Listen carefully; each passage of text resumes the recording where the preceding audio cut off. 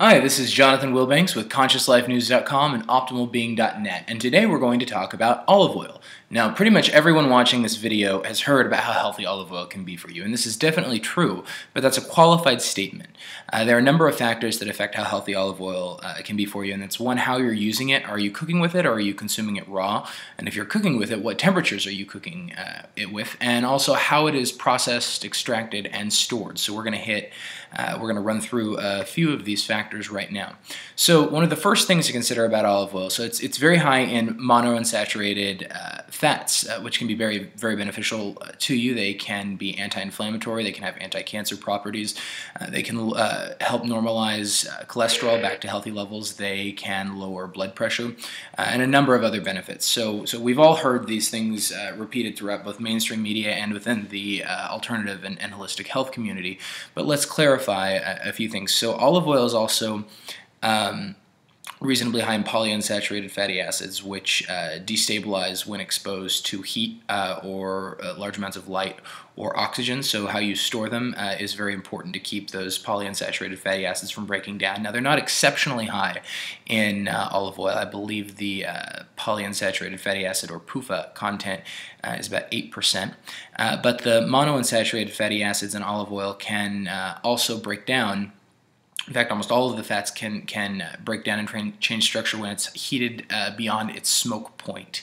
And smoke point is the temperature at which the oil starts to smoke when you're cooking with it. And olive oil, unfortunately, has a fairly low smoke point, and I actually have that exact number for you here. Yeah, olive oil's smoke point begins at about 320 degrees, and normally when we fry foods, we fry at a minimum at the 350 to 375 degree range, and sometimes higher. A lot of people overcook their food and turn their burners on too high because they want to cook the food faster.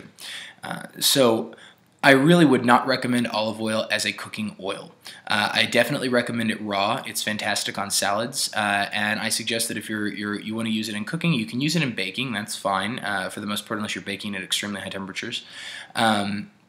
But I recommend cooking with a healthier oil like coconut oil, or macadamia nut oil is another good example, or ghee, which is organic grass-fed clarified butter, which is absolutely fantastic, or even just straight up butter.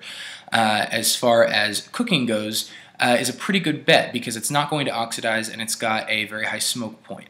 But then once you've cooked your food, then drizzle the raw olive oil back on top of it to add that luscious flavor.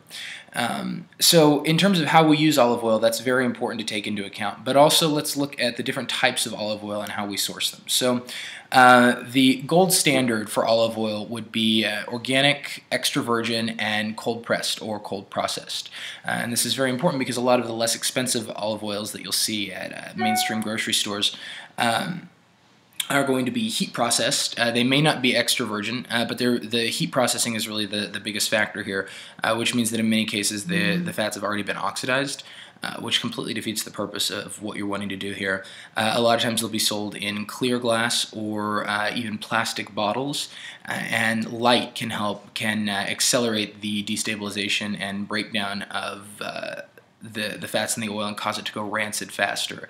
Other factors include how it was transported and stored. Was it stored in a hot warehouse over the summer for 100-degree heat in a clear bottle? If that's the case, it's probably not great for you. So at a minimum, organic or not, I suggest looking for an extra virgin, 100% extra virgin, cold processed olive oil.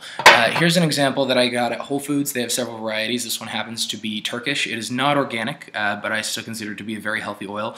And I believe that this jug, which is 33, almost 34 ounces, was about $8.99, which is not a bad price at all for that volume. And I'm starting to see better quality olive oils popping up in more mainstream grocery stores now. But you want to make sure, again, that it is extra virgin and cold processed, and ideally first extraction, although a lot of times they won't say that. But so look for that. If you can get organic, that's great. This one happened to be on sale at Whole Foods this week for $5. It's Hoji Blanca, which I had never had before, which is fantastic. But any organic, extra virgin, cold processed olive oil will be fantastic.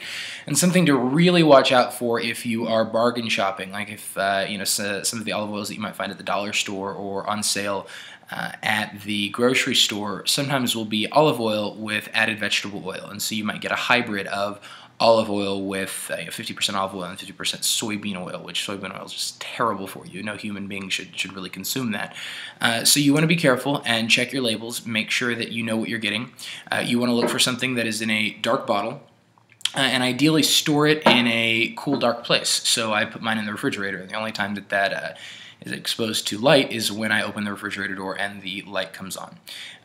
And make sure that you seal your bottle very well to keep as much air out as possible. Now, the emptier the bottle gets, the more oxygen is going to be in there and the faster it's going to oxidize. A good trick is you can take like a vitamin E soft gel supplement, and you can squeeze a few drops into the oil, and that will help preserve it and keep it from going rancid and keep it from oxidizing as quickly. Again, vitamin E is an antioxidant. And one of the most potent actually is something called astaxanthin, which most people probably aren't going to have on hand, but if you're really into the natural health thing, you've probably heard about it. I'm going to be doing a separate video blog soon on the benefits of astaxanthin and what it does. But even 1 or 2 drops of astaxanthin will preserve the entire bottle exceptionally well, so I would recommend that.